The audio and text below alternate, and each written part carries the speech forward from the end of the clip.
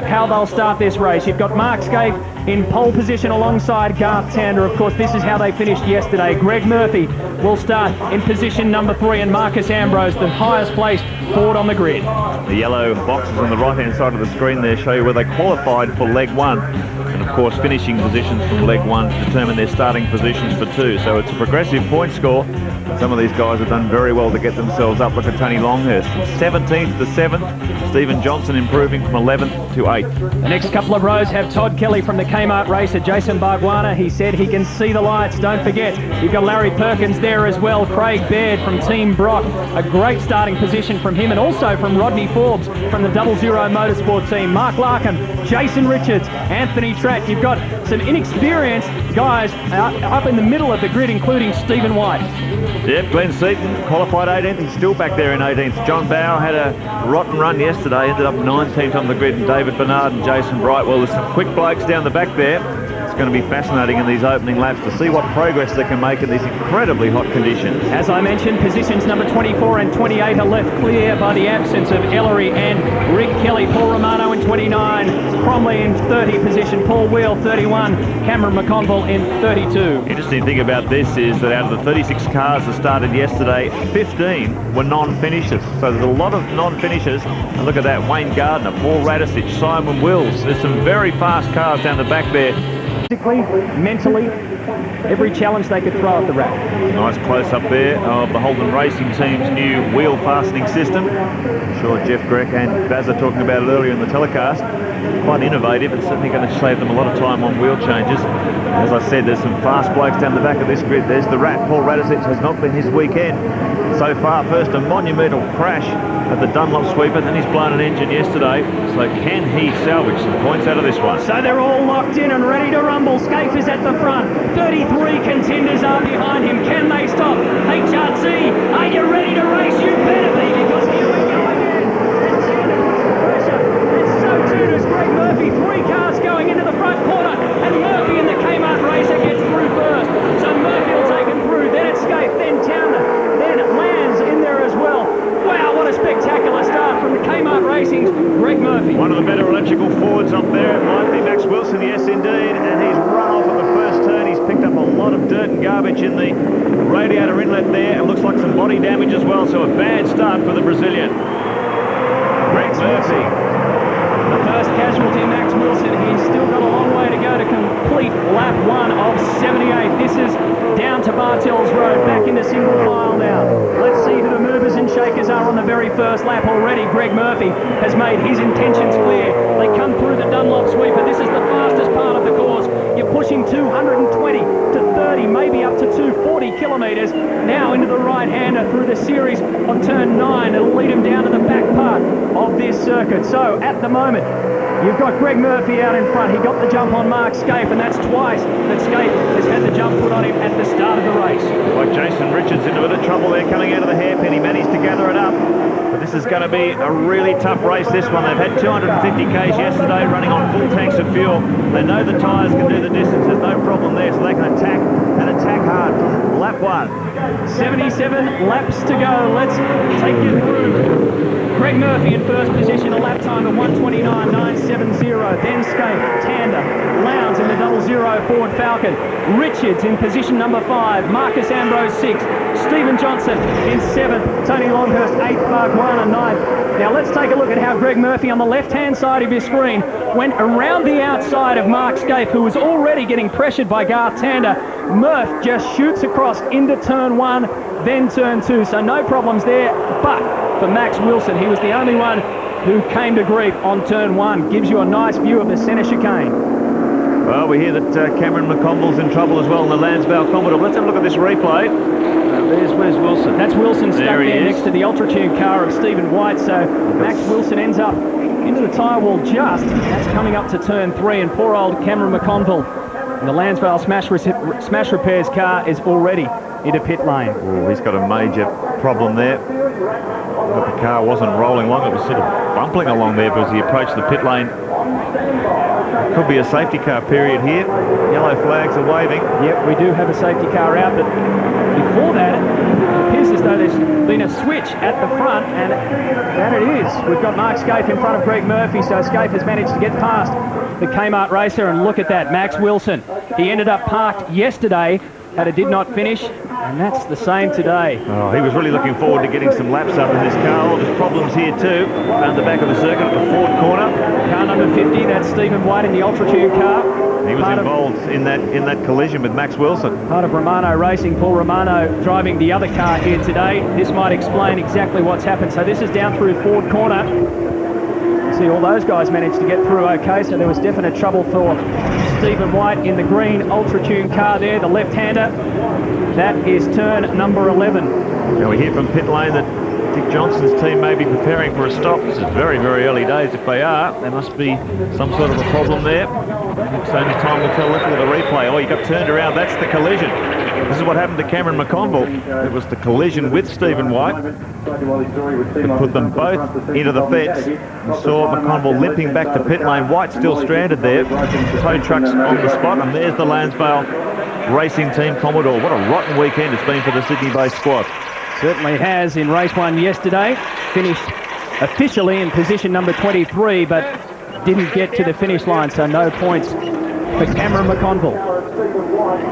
Now this is what happened to Greg Murphy's first position, coming around turn 9, and Mark Scaife got the jump on him on the inside. Murph put the pace up alongside the HRT Commodore, but Scaife shoots away and reclaims the top position for the Clipsal 500 at the moment. All that, we're only 2 laps into it.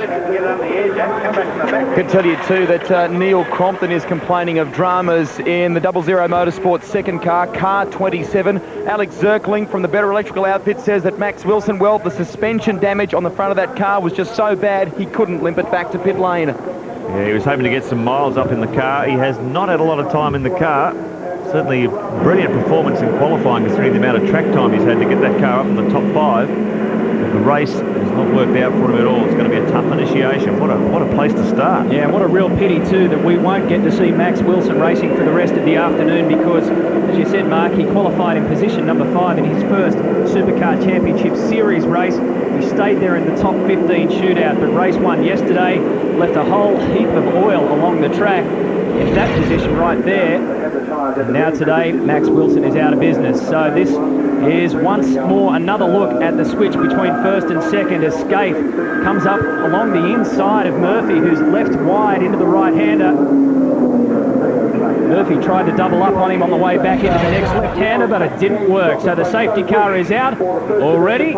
Everything has happened, and we're only a couple of laps into this second race of the Clipsal 500 on a scorching hot day in Adelaide. Mark Scaife, Greg Murphy, Garth Tander are your race leaders on the Shell Helix race score. Richards, Lowndes, Ambrose, Stephen Johnson, Tony Longhurst. Jason Bargwanna and Todd Kelly complete the top 10. We've got a long way to go in the Clipsal 500. Mark 2, stick around.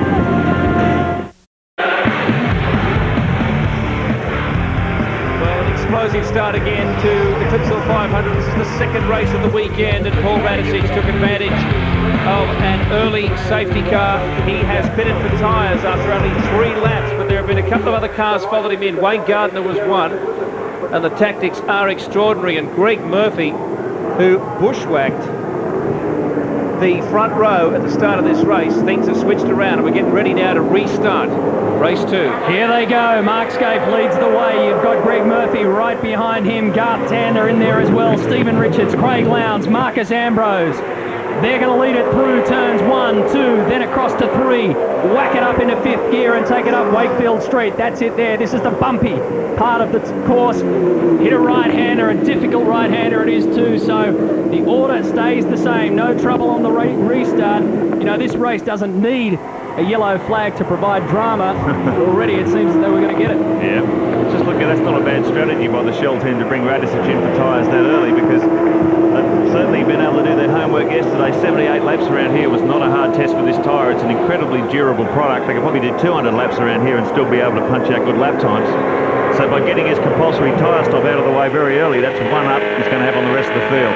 And this temperature keeps rising on the Clipsal 500. At the moment, the track temperature has lifted to 49 degrees. That's 10 degrees higher than when we started this broadcast. So you can just get a feel for how hot it is outside on the track. Just imagine how hot it is inside that cockpit.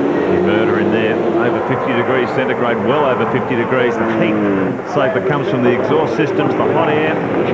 You're travelling behind a car very close quarters, the ambient temperature, the exhaust fumes. If anyone tells you these guys aren't athletes, they're kidding themselves. This is one of the toughest jobs in the business. Scaife, Murphy, Tander, Richards, Lowndes, Ambrose, Johnson, Longhurst, Barkwana in the top 10. Todd Kelly's up there too. On board with Craig Lowndes in the 00 Motorsport Ford Falcon. A lot of drivers have come to grief on that corner. Just take a look at the telemetry, the Dunlop telemetry. It'll tell the story as he comes through this zigzag part of the track. Really working the gears, the brakes, everything is working hard here until he gets to Bartels Road. Watch the pace of the Ford down here. And that's Stephen Richards in front of you. Up to 4th, up to 5th. Have a look at the road speed here as he comes through the Dunlop sweeper. Watch this, 220, 230. Little lift there. Comes out just under 220 kilometres an hour. Look at the speed now. Almost 250 Ks. That is electrifying pace. Lowndes has been the fastest throughout the first sector of this track since we started this race. Now the left-handers that'll bring you back down to the Mistral hairpin. Gets it over the ripple strip on the left, then pushes it out to the right. Pretty good scrap here with Stephen Richards. That is position 4 that Craig Lowndes is looking ahead at. So your fastest lap, Scaife is leading the way at 125.11, but Murphy, Ingle, Bright and Tander are all well within reach. That's quite incredible. Only 6 laps down. They're running pretty much with a full tank of fuel. Scaife's knocking out below 125, so they'll be running in the 24s pretty quickly. And if you see, like yesterday, Holden Racing Team cars were easily a second faster than anyone else on the track. It was annihilation. Well, already Mark Scaife has posted a 124.5248. So Scaife, Murphy, Tander, Richards and Lowndes are your top 5. Once again, we're looking at the battle for 4th and 5th position. Stephen Richards has put in a remarkable effort since switching again between Ford and Holden. The 4th time he switched in 7 years. Now he is well and truly happy and he'd like to stay at the Castrol Perkins race team. He's locked in for at least this year and next. When you talk to him on the grid, he says, feels like he's found a nice home. Yeah, very, very happy there. He's fitted in well with the engineers. He has very much the same philosophy as his boss, Larry Perkins. And he can see a long and successful career with Castrol Perkins Racing. Alan Heafy from the 00 Motorsport team was just telling me that Neil Crompton's car 27, has developed what he described as a pop or a misfire. They say at this stage it's only minor, and they've told Crompton to stay out there and keep pressing on. And Alan also told me, Rusty, that Neil's problem yesterday when the car pretty much gave up on him was a fuel pump problem generated by the amount of heat around the fuel pump, around 90 degrees, and it basically just fried on him. So lap 9 of 78, and Jason Bright is starting to make his move. He is now fastest through the first 2 sectors. He is into position 15. And he started off 22nd, so he's really on a march, fastest in the first 2 sectors. Boy, he's got this track sussed. So much speed from the number 2 Holden Racing Team Commodore throughout the week. He's been consistently faster than his teammate. The warm-up this morning, it was 6/10 up on Scaife. So Bright's setup and the way he's driving the car would appear to be the optimum setup for the streets of Adelaide. Mark Scaife's going to take advantage of this situation, starting off the front row of the grid. He's really starting to apply some pressure here. There's Neil Crompton. Well, he was complaining of a throttle problem. We heard on the radio that he wasn't getting 100% throttle. And then as Greg Rust reported, there's some sort of pop or misfire. So unfortunately, Crompton out of the running very early on. What a shame. He had to go through pre-qualifying. Then he qualified 20th and a 28th position. It did not finish yesterday, and a DNF to make it 2 out of 2, unfortunately. Last year, he also had a DNF. Back in 2000, that was actually, because he was in the box last year. So back in 2000, he had a DNF, and Adelaide hasn't been nice to Neil Crompton. Jason Bright's just set the fastest lap of the race, a 124.47. They're doing it again. Scaife's quickest lap, a 124.52. And they're doing that virtually on full tanks of gas. Everyone else running in the 25s. Murphy's the only man who's gone with HRT so far. 124.76 for the Kmart Commodore. So once again, temperatures are up. And the HRT or TWR pace is red hot. On to lap 10, let's take you through the top 10. It is Scaife, Greg Murphy, Garth Tander, Stephen Richards in 4, Craig Lowndes in 5, Ambrose in 6. That will be a thrilling battle. Johnson in there in 7th, Longhurst in 8th, Bargwanna is in 9th position, and Todd Kelly in 10th position overall at the moment. But there is still another 68 laps of this marathon effort in the heat of Adelaide to go.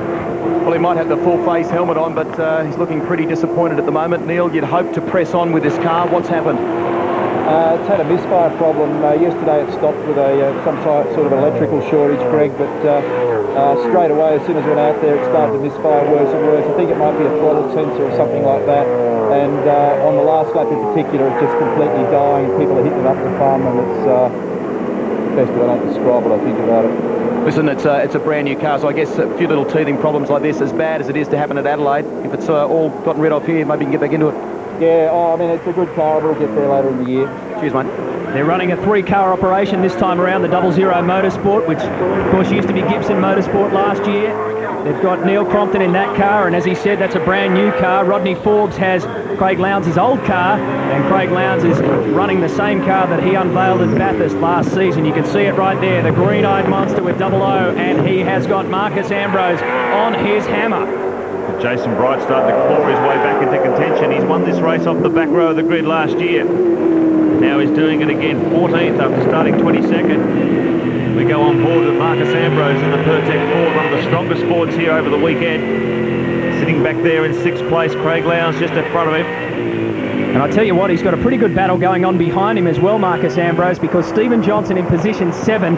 Then you can see Tony Longhurst in the Better Electrical Briggs Motorsport Ford in position number 8, and Longhurst has been having looks left, right and centre at every turn to see if he can make any move on this man, Stephen Johnson. Through the sweeper, on board with the Shell Helix Racer of Stevie Johnson. He finished 5th overall last season, had 3 race wins and 2 round wins. It was a stellar year for Junior Johnson, the year that he stepped up and made sure that he counts. He's put a lot of work into his fitness, and he mentioned that he had trouble with his left foot from yesterday. Basically got blisters all over his left foot from that extraordinary cabin temperature. It's not good because he had problems with a twisted ankle over Christmas, delayed his fitness by a couple of weeks, but he's back into business, and Stephen Johnson has a lot of hard work ahead of him. That's the other Shell Helix Ford of Paul Radisich. In front of him is Simon Wills.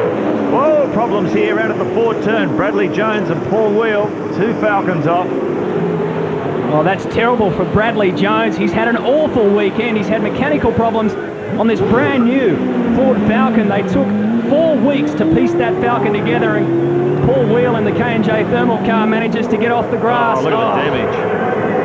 That's awful for Brad Jones. Him and John Bow this year trying to make a concerted 2-car assault on the V8 Supercar Championship Series, but at the moment it's all coming unstuck. This is the trouble. Into the Ford corner. Wayne Gardner is behind them. That's moving straight in there. Now I wonder if Paul Wheel taking avoiding action. Well, just the rear sticking out too far. Oh! A couple of cars managed to get through. Wheel sees that there's trouble because he had a car right on his left-hand side as well, so the best course of option for Paul Wheel. You can see the damage, Matthew, on the front right-hand side of this car. Both Kim Jones, who's operating at the front of the car, Brad's brother, and Bradley both shook their heads. They cannot believe the debut they have had with this brand new car here in Adelaide. Well, they get the repairs done. It's enough to get him back into action. It's a real battle for fastest laps out here. Lowndes has set the fastest time on Sector 1. Bright, fastest on Sector 2. Scaife, fastest on Sector 3. So there's some really red-hot competition out there. So many cars that are close together in terms of their overall pace. Scaife pumping it out over Murphy now, 2.5 seconds. Consistently in the mid-24-second bracket. Murphy's going with him. And just about everyone else apart from Jason Bright are in the 25s and 26s. We welcome to the commentary box a man I know who'd love to be out there, but gee, you got caught out on some oil yesterday, Stephen Ellery. What a rotten way to end the weekend. You were very strongly placed yesterday before that crash. Yeah, we were running 6th at the time, and unfortunately Max Wilson dropped some oil on the track just in front of me coming into turn 8, and straight into the wall I went, so it ruined our weekend. But we're quite happy with the way things are going. It's just very disappointing. You should be very happy with your performance. You're a single car operation. You're not a huge team, but the performances you had toward the end of last year, you've carried on over into this season. It's really good. Yeah, well, we put a lot of effort in as well this year with the new Dunlop tyres, and we seem to have come to grips with them quite well. Brad Jones just going into the runoff at turn 9 there, so the trouble continues with the Aussie male racer. Car number 21. On board with this battle, just watching the body language on the back of the Castrol Commodore of Stephen Richards. It's been going on lap after lap. Craig Lowndes trying to find an opportunity. It's amazing in the heat of competition sometimes how you can forget some really important things. When they brought Brad Jones in to fix the car, then they didn't actually take care of their mandatory tyre stop. So that's another stop they've got to add to that equation. It would have been a perfect opportunity to take advantage of that. Exactly. You've got to have everyone thinking for you in that situation. You can make lemonade out of a lemon sometimes. They didn't take that opportunity, so that's even worse for the Brad Jones racing team.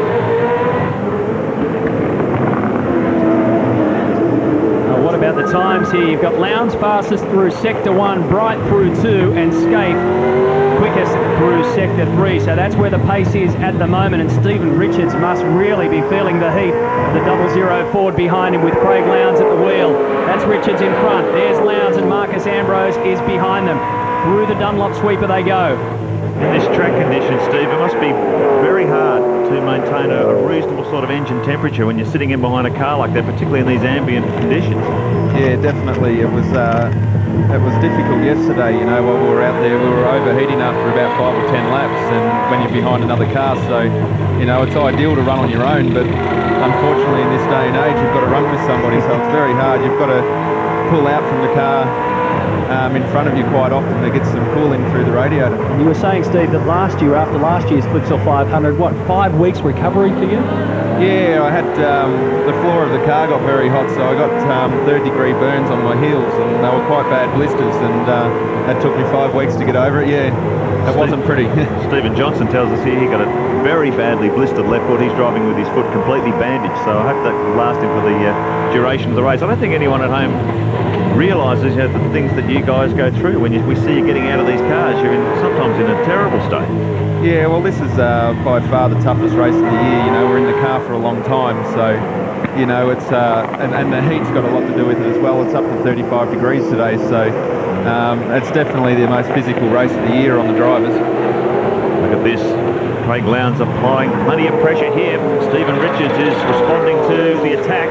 This is a terrific battle that's been going for quite a while now. You've got Lowndes in position 4. Richards is ahead of him in 3rd position. Just take a look at those conditions. At about 5 degrees to the air temperature at the moment, I think. And the track temperature up to 48 degrees. Incredible stuff. How can you simulate a cabin temperature of 52 degrees when you're doing your own training? Do you work out in a sauna, or how do you do it? Well, I guess I'm fortunate enough to live on the Gold Coast where it's quite warm and quite humid, but a lot of guys actually train with their race suits and helmets on, you know, for heat training. So, you know, there's many ways you can do it, but like I said, I'm lucky enough to live on the Gold Coast. And you probably go running in the middle of the day or something, do you? Oh, we do actually. 1 o'clock in the afternoon when it's the hottest. It's terrible, but that works. Yeah. Not only physically, of course, you've got to jump back into the cockpit with bruises and blisters all over you, but your head is so dizzy. Look at the consistency here. The last 5 laps of race leader Mark Scaife at 24.9, 24.3, 24.6. Little variations there as he hits a bit of traffic. But look at the amount of speed the cars have got. And take a look at his teammate. Jason Bright started from position number 22 on the grid. He's now up 12 places into position number 10. He wants to make amends for yesterday's disaster when he led for 77% of this race. 60 laps he led for of this race, and then ended in his garage throwing his glove against the wall in disgust after bending it into the wall at the Dunlop sweeper. The team have been on the radio to Jason just now saying, what do you want to do in terms of the strategy? The reason for that, they are waiting to see how many places he made up from the back of the grid. They are working this strategy on the run. Right now they're deciding when to bring Jason Bright in for his stops. Yeah, this is one of the troubles, I guess, Steve. You get caught in this high-speed train. Everyone's roughly got the same sort of speed, so all you're doing is sitting in a queue if you can pick your pit strategy right. Whoa! Bright just understeering there coming through that turn, but if you can pick your pit strategy right, it gets you out of this queue, and then you can go and try and run in some clean air when you come out. Only had one round win last year, Jason Bright, and it was right here on the streets of Adelaide. He finished third overall. Talk about consistent 10 top 5 finishes. It was his 29th birthday last week, Jason Bright. He'd love to cap it off with a race 2 victory. Remember, he missed out on points yesterday. No points to start as yet for Jason Bright. Can he collect some today? At the moment, he is pushing very hard to try and get maximum 200 points. Let's get a grip on who's going where. Skate, Murphy and Richards, the 3 Commodores at the front. Then Lowndes and Ambrose in a forward battle for 4th and 5th. Tander, Johnson and Longhurst make up your top 8. Jason Bargwanna, Jason Bright, Todd Kelly just sniffing at the heels of the top 10. Craig Baird doing a great job for Team Brock in 12th. Russell Engel, Jason Richards, Larry Perkins, John Bow. And still inside the top 20 are Bernard, Morris, Larkham and Rodney Forbes. This is the Clipsal 500 on Network 10, your home of motorsport.